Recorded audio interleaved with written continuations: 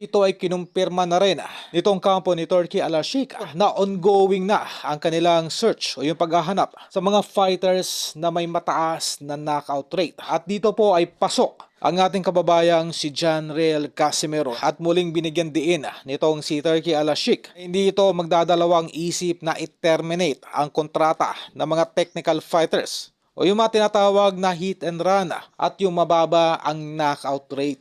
Inumpirma na rin ng nasabing promotion na automatikong makakapasok yung mga fighters sa lower division na meron pong maimpresibong knockout win sa naging huling laban. Napanood nitong si Turki Al-Sheikh ang naging performance nitong si Janriel Casimero.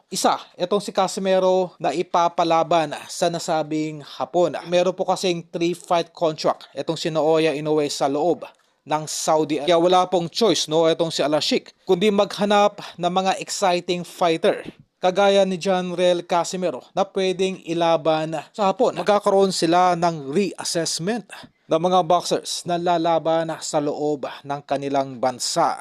Partikular na binito nitong si Al-Sheikh ang mga fighters na mababa ang knockout rate. At sa kugnay pa rin na balita, lamang ay kinumpirma na ang pamunuan ng Saudi promotion na sila ay nagkaroon ng malakihang pagkalugi sa naging huling laban nitong si Naoya Inoue sa kanilang bansa. Ito yung laban nitong si Naoya Inoue kontra kay Picasso. Marami pong nadismaya sa pinakitang performance nitong si Inoue.